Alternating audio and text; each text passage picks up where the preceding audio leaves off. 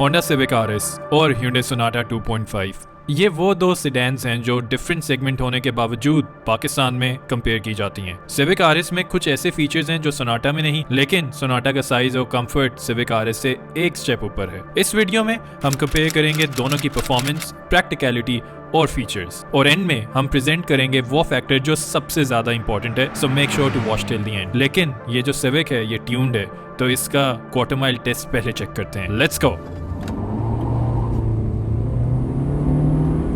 60, 100,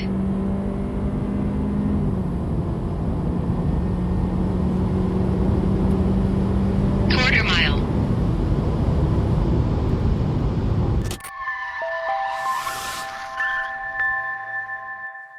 एक गाड़ी C segment है, एक गाड़ी डी सेगमेंट है, और कंपैरिजन करना मेरी ओपिनियन में ज्यादती है दोनों की। लेकिन हमें बहुत ज़्यादा रिक्वेस्ट आ रही है और अनफॉर्चुनेटली पाकिस्तानी ऑटो मार्केट जिन कंडीशंस के अंदर है, चाहते हुए भी ना चाहते हुए भी इन गाड़ी का कंपैरिजन लोग करते हैं। As of today on road price के अंदर जो दोनों गाड़ियों में फ़र्क है वो 15 से 20 लाख के करीब है। हम बात करेंगे 2.5 की, क्योंकि ये सोनाटा का top of the line more powerful variant है, और यहाँ पे जो हम सिविक की बात करेंगे वो हम आरएस की करेंगे। हम ओरियल वर्सेस 2.0 की बात नहीं कर रहे, लेट मी रिपीट, हम 2.5 सोनाटा वर्सेस आरएस सिविक की बात कर रहे हैं। सबसे पहली चीज़ मैं आपको बता चुका हूँ, सेगमेंट का फ़र्क है। सोनाटा की लुक्स ऑब्वियसली बहुत हैवी फील होती हैं, आपको बहुत चंकी फील होती हैं, गाड़ी बहुत ज़्यादा आपको बीफ्ड अप लगती है। ये गाड़ी ऑन दी अदर हैंड काफ़ी ज़्यादा स्लीक है, slightly more sporty, because sporty car जो है वो रिलेटिवली स्लीक होती हैं। इसकी जो ओवरऑल लाइंस हैं, इसका जो वॉल्यूम है वो उसके मुकाबले में काफ़ी ज़्यादा कॉम्पैक्ट है। ये जो गाड़ी है ओरिजिनली तो वैसे 10th जनरेशन का ही एक कैरी ओवर है, उसी की एक ऑल्टर्ड, इम्प्रूव्ड और अकॉर्डिंग टू होंडा एक रिफाइंड वर्जन है। वेयरएज ये जो गाड़ी है डी सेगमेंट के अंदर पाकिस्तान में इस वक्त वाहिद ये एक गाड़ी आपको मिलती है लोकली असेंबल्ड। इसके अलावा पाकिस्तान में कोई और गाड़ी नहीं है। एकॉर्ड और कैमरी नॉन एग्जिस्टेंट है, बिकॉज वो CBUs थे और प्राइस पॉइंट्स ऐसे हैं कि वो तो गाड़ियां बिल्कुल ही कंसिडर कर ही नहीं सकते आप। सी सेगमेंट के अंदर ये जो गाड़ी है, ये देखा जाए तो वैसे बहुत ज़्यादा यूनिक है। इसका कोई कंपैरिजन सी सेगमेंट के अंदर नहीं बनता।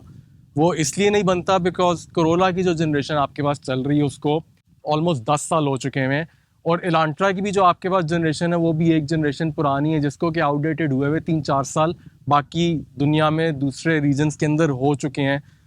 लेटेस्ट जनरेशन के अंदर सी सेगमेंट में this is the one and only car that you have.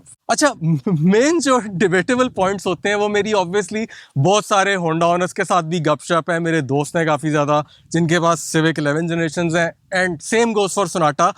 और पाकिस्तान में जिसके पास जो गाड़ी होती है वो उसको ऐसे डिफेंड कर रहा होता है जैसे कि, चले मैं आगे नहीं बोलता कि जैसे कि क्या है, लेकिन लोग बहुत ज़्यादा उसको लेके पर्सनल हो जाते हैं और बात जो है वो काफ़ी वल्गर लैंग्वेज की तरफ चली जाती है। तो यार पहली बात तो ये कि भाई गाड़ियाँ हैं यार, इसके प्लीज़ इसको लेके आप पर्सनल ना हुआ करें।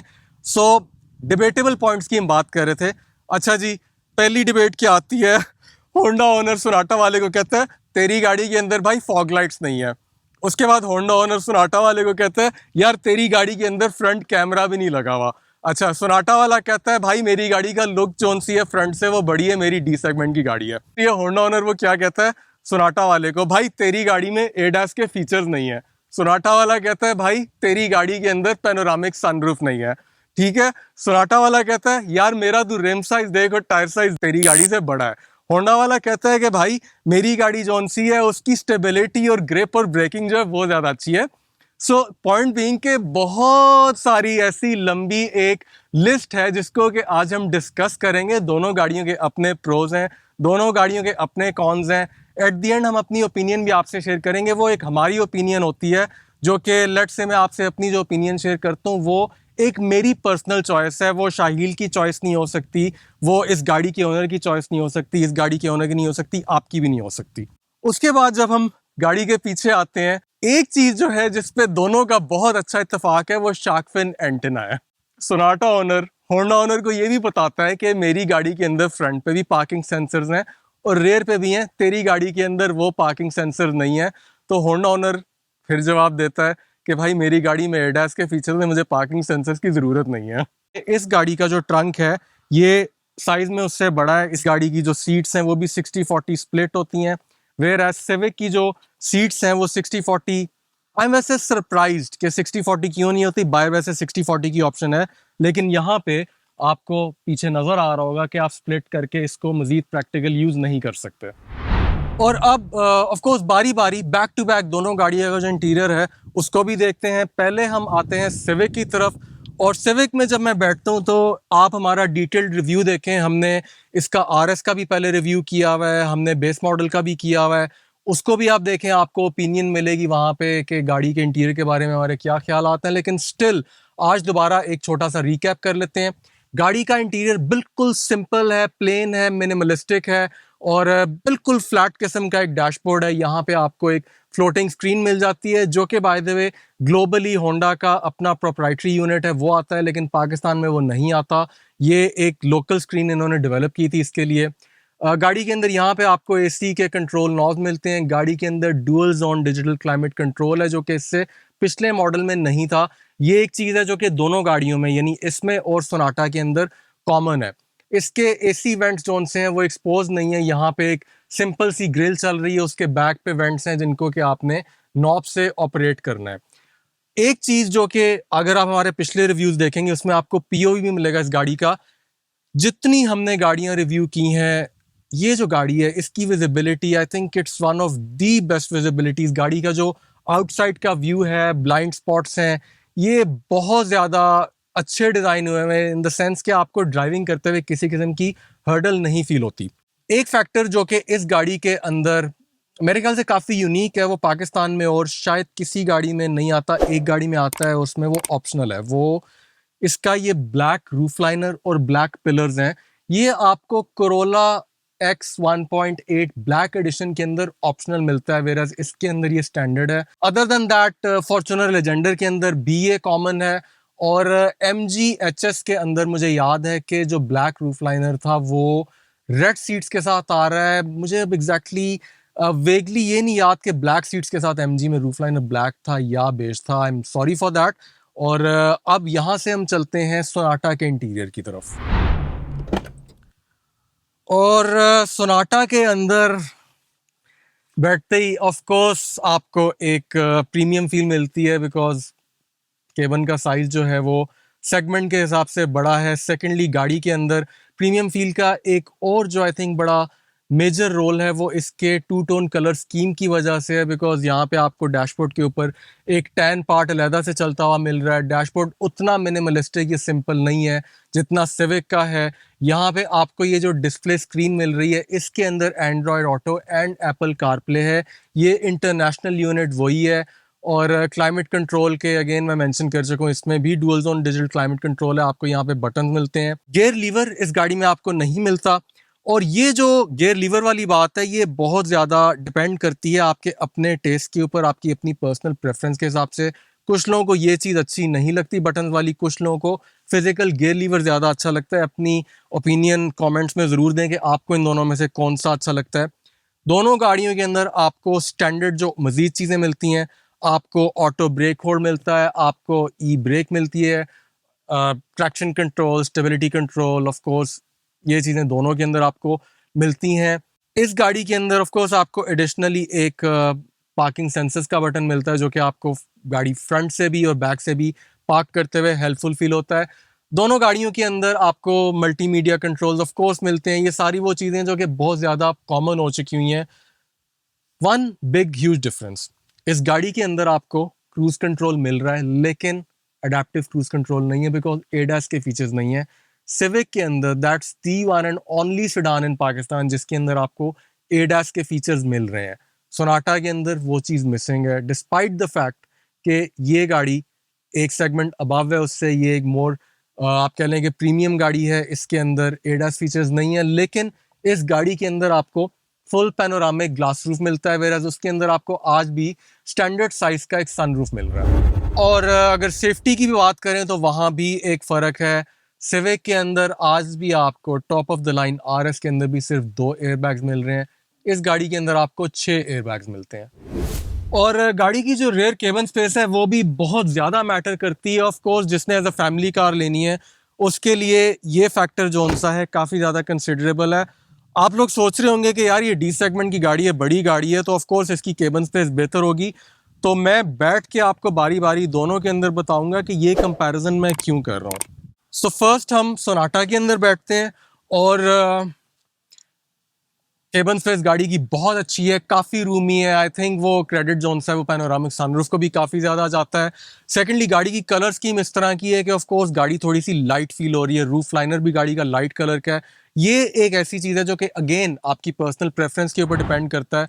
कुछ लोगों को ब्लैक रूफ लाइनर चाहिए होता है और कुछ लोगों को लाइट चाहिए होता है। लेकिन एक चीज़ जो इसके अंदर नोन है वो ये है कि इसकी जो मिडल सीट है उसके ऊपर कोई एडल्ट कंफर्टेबली नहीं बैठ सकता। और ये बात वाकई में सच है, बिकॉज यहाँ पे नीचे इसका जो हम्प है वो भी बड़ा है। और सेकेंडली अगर मैं सर अपना नॉर्मल अपने आप को करके बिठाना चाहता हूँ तो मेरा सर यहाँ पे टच कर रहा है रूफ लाइनर को, इससे पीछे नहीं जा रहा। सो ये वो चीज़ है जो कि मैं आज एक्चुअली बैक टू बैक दोबारा कंपेयर करना चाह रहा हूँ कि सिविक में मिडल में कोई तीसरा बंदा बैठ सकता है कि नहीं बैठ सकता। और सोनाटा के बाद सिविक में बैठ के वैसे इसकी सीट जोन सी है पिछली वो मुनासिब है, काफ़ी अच्छी है इसकी, मुझे कोई बहुत ज़्यादा उसके बाद कोई अनकंफर्टेबल सॉर्ट ऑफ सिचुएशन नहीं फील हो रही। ठीक है, लेग रूम भी मुनासिब है, बैक सपोर्ट भी ठीक है। By the way back support से याद आया कि सोनाटा के अंदर ड्राइवर को लंबर सपोर्ट मिलती है जो कि इस गाड़ी के अंदर नहीं मिलती। हेडरूम ठीक है इसका। एंड यस, केबन लुक के अंदर डेफिनेटली फ़र्क है। उसकी केबन आपको दूर तक जाती लगती थी, वाइड एंड रूमी लगती थी, वेयर इसकी उस तरह नहीं है। और सबसे इम्पॉर्टेंट फैक्टर जिसकी खातिर मैं बैक टू बैक कंपैरिजन कर रहा हूँ वो मिडल स्पेस का है। और इसके अंदर जो मिडल स्पेस है वो डेफिनेटली, ये अगर आप देख रहे हैं कि मेरे सर के ऊपर अभी काफ़ी जगह है, वेयर उसके अंदर मेरा सर पीछे नहीं जा रहा था, वो रूफ लाइनर को टच कर गया था। सो डिस्पाइट द फैक्ट कि ये गाड़ी सेगमेंट में उससे छोटी है, मिडल सीट के ऊपर मेरे जैसा एक एडल्ट जिसकी हाइट अराउंड 5'11" है वो बैठा है और मेरा सर वहाँ पे टच नहीं कर रहा। So it's actually very strange कि डी सेगमेंट की गाड़ी में ये इशू है जो सी सेगमेंट की गाड़ी में नहीं है। और इंटीरियर एक्सटीरियर सेगमेंट वो सारी बातें अपनी जगह पे, लेकिन ऑफ कोर्स गाड़ी का जो एक बहुत इंपॉर्टेंट फैक्टर होता है वो गाड़ी की ड्राइव भी होता है। शाहिल, आपने भी दोनों गाड़ियाँ एक्सटेंसिवली पहले भी चलाई हुई हैं, सोनाटा भी आपने काफ़ी एक्सटेंसिवली चलाई है, मैंने भी, and same goes for RS. केवन के अंदर बैठते ही वैसे जो फील है वो तो ऑफ कोर्स सोनाटा की इस गाड़ी से बहुत बेहतर है। और लेकिन विजिबिलिटी इस गाड़ी की जोन सी है वो बहुत अच्छी है। वो तो है, लेकिन as a passenger of course एक ये पर्सपेक्टिव भी देना ज़रूरी है।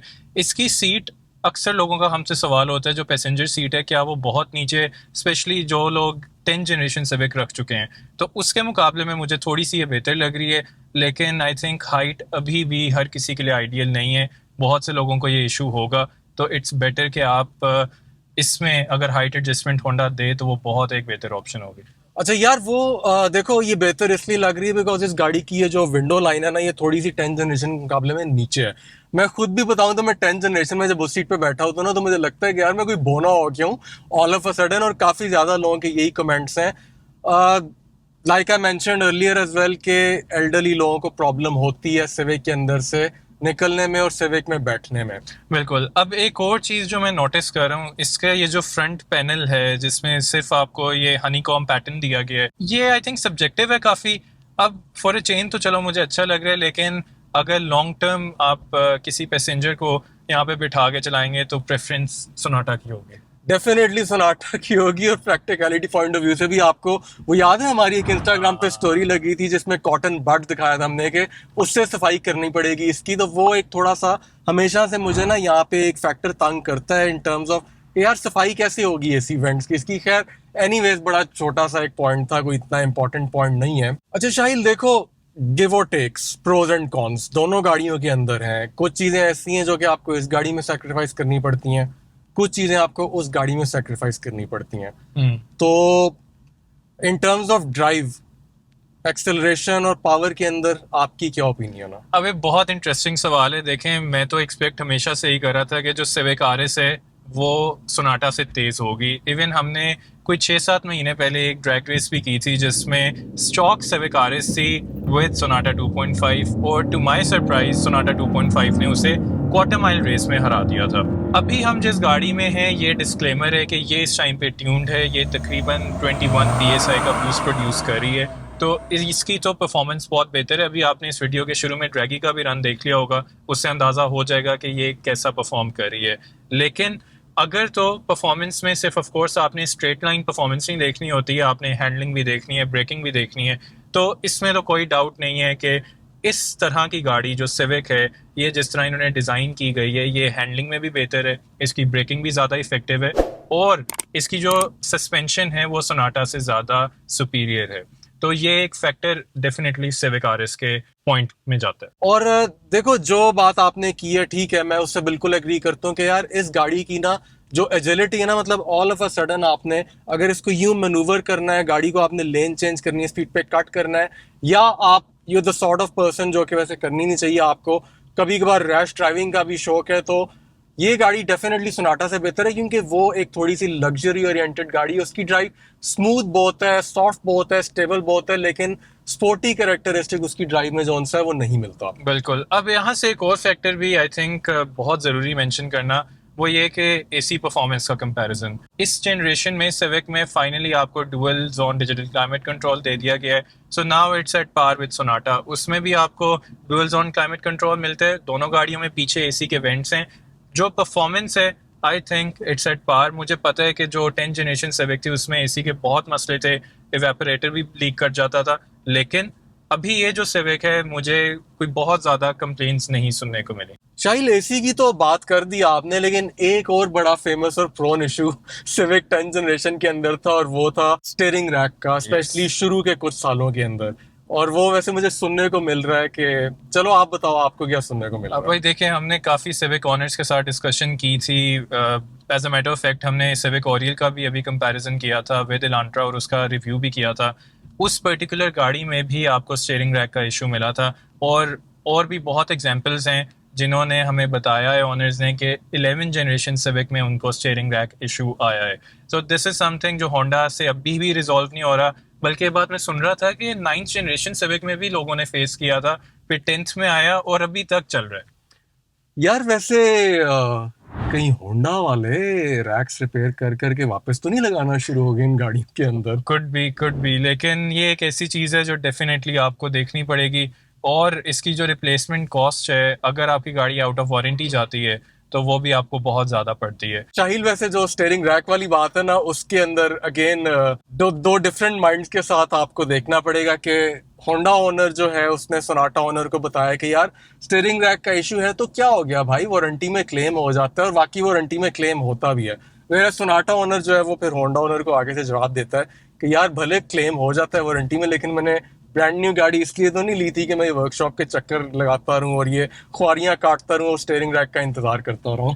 लेकिन अब उसका एक और फैक्टर है कि सिविक वाले के पास बड़ा अच्छा काउंटर आर्ग्यूमेंट है कि भाई तुम्हारी गाड़ी तो वैसी लिम्प मोड में चली जाती है। हाँ, ये yes, this is a very important point. ये बहुत अच्छा पॉइंट साहिल आपने रेस किया है कि यार ये लिम्प मोड वाला जो इशू है ना, ये वाकई में बहुत सारे ऐसे लोग हैं जो कि सोनाटा को लेके ना बड़ा डिस्कम्फर्ट शो करते हैं कि यार मैं लेट से फैमिली के साथ जा रहा हूँ, मैं कहीं निकला हूँ अप नॉर्थ, मैं मरी गया हूँ, नथिया गली गया हूँ, या मैं रात के टाइम कहीं ट्रैवल कर रहा हूँ और ऑल ऑफ अ सडन मेरी गाड़ी लिम्प मोड में चली जाती है, तो मैं तो बिल्कुल भी पसंद नहीं करूंगा ये बात कि मैं अपने आप को और अपनी फैमिली को रिस्क में करूं। तो आई डोंट थिंक कि वैसे इसका कोई प्रॉपर फूल प्रूफ सोल्यूशन अभी तक निकला है। सिर्फ एक ही उसका, मैंने जो ऑनर्स के साथ डिस्कशन की उन्होंने बताया है कि विद एवरी ऑयल चेंज इस गाड़ी की थ्रोटल बॉडी सर्विस भी अब रिकमेंडेड है, तो एज फार एज आप वो करवा रहे हैं तो उसके बाद उन्होंने कोई ऐसा इशू फेस नहीं किया। तो क्या ख्याल है, जो मजीद बाकी बातें करनी है वो अब सोनाटा में बैठ के ना की जाए? डेफिनेटली वो आपको फिर एक ड्राइवर्स पर्सपेक्टिव भी मिलेगा और मैं एज अ फ्रंट पैसेंजर भी आप लोगों के साथ शेयर कर दूंगा कैसा एक्सपीरियंस है। अच्छा जी, अब हम बैठ गए हैं सोनाटा में और अब अगली जो बातें हैं वो सोनाटा में बैठ के करते हैं। बिल्कुल भाई, देखें एज अ ड्राइवर तो चलें आप बाद में डिस्कशन करें, जो एज अ फ्रंट पैसेंजर एक फील है ना बहुत बेहतर है कैबिन की। रूम भी मुझे थोड़ा बेहतर लग रहा है और ये जो कलर स्कीम है आई थिंक इससे वैसे भी एक आपका मूड जो है वो एलिवेट हो जाता है। यार बिल्कुल आपकी बात ठीक है। मैं भी एज अ ड्राइवर जब उससे निकल के इसमें बैठा हूँ तो भाई बहुत फर्क है गाड़ी के अंदर जो फील है ना, गाड़ी के सीट कंफर्ट का, गाड़ी के केबन स्पेस का, डैशबोर्ड का, ओवरऑल एक बहुत ज्यादा प्रीमियम फील हो रही है। Yes, C segment versus D segment फर्क जो है वो बहुत विजिबल है। लेकिन एक जो चीज मैंने all of a sudden miss की है ना, वो गाड़ी के स्टीयरिंग रिस्पॉन्स की है कि सिविक का स्टीयरिंग जो रिस्पॉन्स है ना, वो जैसे ही मैं थोड़ी सी लेन बदलता था इस तरह या मैं उसको टर्न कर रहा था, काफी ज्यादा ना उसमें मुझे एक बड़ी अच्छी फील आ रही थी। इसका रिलेटिवली वेग है, ये सॉफ्ट है स्टीयरिंग, लेकिन गाड़ी की जो राइड है ओवरऑल वो उसके मुकाबले में काफी ज्यादा प्लश किस्म की फील हो रही है। बिल्कुल। फिर फ्रंट पैसेंजर के लिए इसमें इलेक्ट्रिक सीट की एडजस्टमेंट है, लेकिन जो एक इसमें लेट डाउन है वो ये कि इसकी हाइट एडजस्टमेंट नहीं है। हाँ, लेकिन अगर स्टैंडर्ड सीटिंग पोजीशन को मैं कंपेयर करूँ विद सिविक तो इसकी ज़्यादा कंफर्टेबल है। आपको ना बहुत ऊपर वो महसूस होती है और ना ही बहुत नीचे है। सिविक की अभी भी थोड़ी सी नीचे है। सेकेंडली यहीं से देखो, अब आगे आ जाओ, अगला जो फैक्टर बहुत बड़ा है वो दोनों गाड़ियों की मेंटेनेंस कॉस्ट को लेके है। इस गाड़ी की और उस गाड़ी की मेंटेनेंस कॉस्ट में बहुत फर्क है। बिल्कुल। और मेंटेनेंस कॉस्ट के अलावा खैर स्पेयर पार्ट्स का भी उसी में फिर आ जाते हैं। स्पेयर पार्ट्स भी प्रॉबेबली सिविक के इससे आधी कीमत में आपको मिल जाते हैं। मेंटेनेंस कॉस्ट में मैंने कुछ कैलकुलेशंस निकाली थी।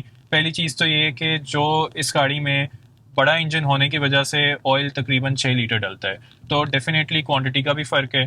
फिर वो जो क्वांटिटी के अलावा आपकी इंजन ऑयल चेंज करने के चार्जेस हैं वो भी ज़्यादा हैं। तो सोनाटा में अगर सिर्फ आपने ऑयल फिल्टर और ऑयल चेंज करवाना है फ्रॉम एन ऑथराइज डीलरशिप, वो आपको कॉस्ट पड़ती है 18 से 20 हज़ार रुपये की।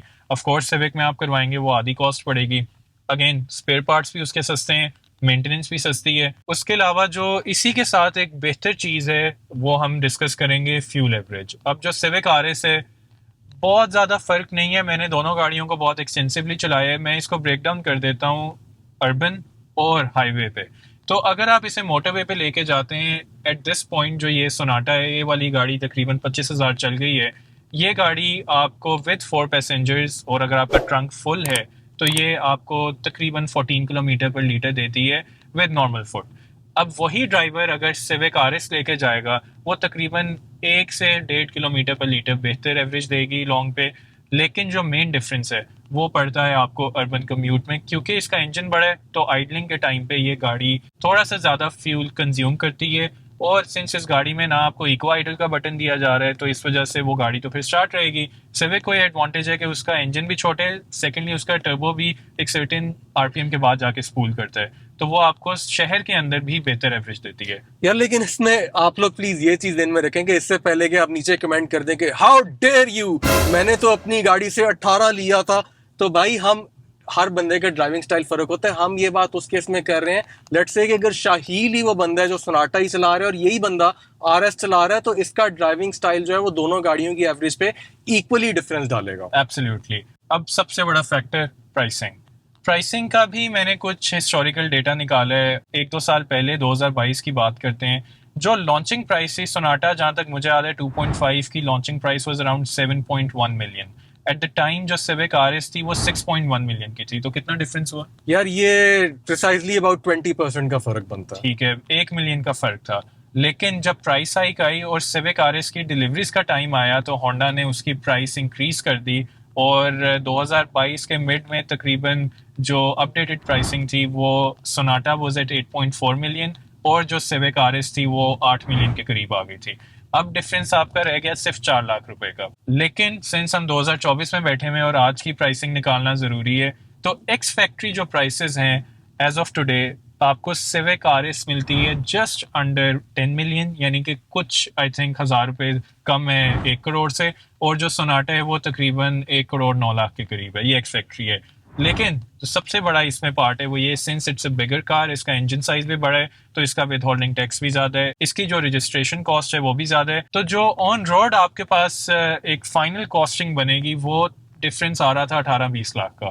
तो अब ये जो 20 लाख का फर्क, क्लियरली 20% का फर्क हो गया, आई थिंक ये बहुत ज्यादा है। यार आपकी बात ठीक है, ये फर्क बहुत ज्यादा है, लेकिन मेरी ऑब्जर्वेशन है कि ज्यादातर लोग जिनकी प्राइस ब्रैकेट होती है ना 1 करोड़ गाड़ी पे खर्चने वाली, उनके लिए भी 20 लाख रुपया इतना ज़्यादा सिग्निफिकेंट नहीं रहता।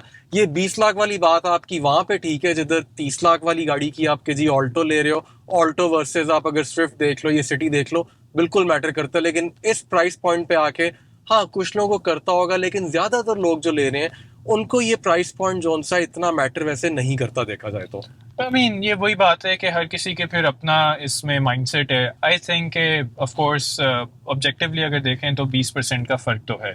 अच्छा, फिर एक और जो मैं यहाँ पे पॉइंट रेज करना चाहूँगा वो ये कि बहुत एक छोटा सेगमेंट है लेकिन इट एग्जिस्ट। वो ये है कि जो गाड़ी से परफॉर्मेंस चाहते हैं, जो ज़रा ड्राइविंग डायनामिक्स को प्रेफर करते हैं, वो सिविक की तरफ जाते हैं। Tuners, exactly. सो जो ट्यूनेबिलिटी है सिविक की, अब आई एम श्योर आप लोगों ने हमारी इंस्टाग्राम पे वो रेस भी देखी होगी कि stroke Sonata versus stroke civic RS, Sonata आगे थी। लेकिन वही सिविक अगर आप उसको थोड़ा सा ट्यून करें या उस पर कोई बोल्ट ऑन आप चीज़ें लगवाएं तो it can actually go till 5 seconds to 100। तो वो वाली भी ऑप्शन आपको सिविक में मिलती है और ये पाकिस्तान में अपग्रेड्स आसानी अवेलेबल हैं। लेकिन जो बंदा सोनाटा लेते हैं, मैंने इस पर खुद भी मार्केट रिसर्च की थी, उसके लिए ये ऑप्शंस नहीं है। तो ये बेसिकली आप बस एक दफ़ा जो गाड़ी ले ली है, समझें यही इसकी परफॉर्मेंस है, उससे ज़्यादा अपग्रेड करेंगे तो बहुत मुश्किल है और बहुत ज़्यादा खर्चा भी आएगा यार। लेकिन ये जिस कैटेगरी की आपने बात की है, ये तो प्रोबेबली सोनाटा और सिविक को कंपेयर करते ही नहीं होंगे, इन्होंने तो लेनी ही सिविक है। हाँ। अब मैं फिर आपको एक कैटेगरी और दे देता हूँ।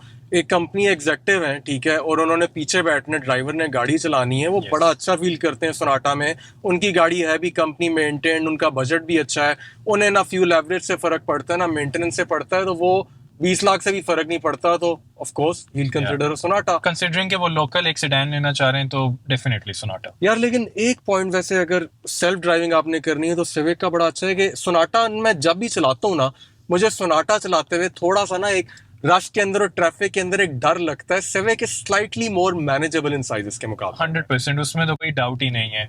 आई थिंक अब फाइनल कंक्लूजन की तरफ आते हैं। अली जरा आप बताएं कि Civic RS versus Sonata, what's your pick? Call थोड़ी सी टफ है, लेकिन I am slightly more incline toward Sonata, कि मेरा जो दिल है ना यार वो सोनाटा की तरफ जाता है in terms of the fact के यार आपको एक देखो फील अच्छी मिलती है, आपको गाड़ी की रोड प्रेजेंस इस गाड़ी की जो है वो सिविक की नहीं है, जो इसका साइज है वो सिविक का नहीं है, इसकी जो क्वालिटी और प्रीमियम फील है वो सिविक की नहीं है। हाँ, it's not a bad car, may be मैं वो भी ले लूँ, लेकिन मेरा दिल ज्यादा सोनाटा की तरफ है।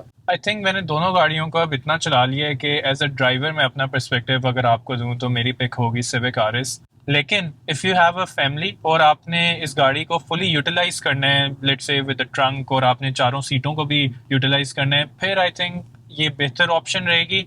लेकिन एज ऑफ टुडे मुझे लगता है कि प्राइस का जो फ़र्क है वो इतना है कि खाली मैं उसी की वजह से प्रेफर करूंगा सिविक को। तो यार जिधर आपका दिल है आप उस तरफ जाएं, you can't go wrong with either of them. At the end देखें, डिसीजन आपने खुद लेना है, अपने आप को उस पिक्चर में रख के, मुझे या शाहील को उस पिक्चर में ना रखें। और ये था हमारा आज का एक कंपैरिजन जो कि आप लोगों की रिक्वेस्ट पे हमने किया था, सोनाटा 2.5 का और सिविक आरएस का। जाने से पहले stradaapparel.com पे जरूर जाएं, अपनी हुडीज ऑर्डर करें।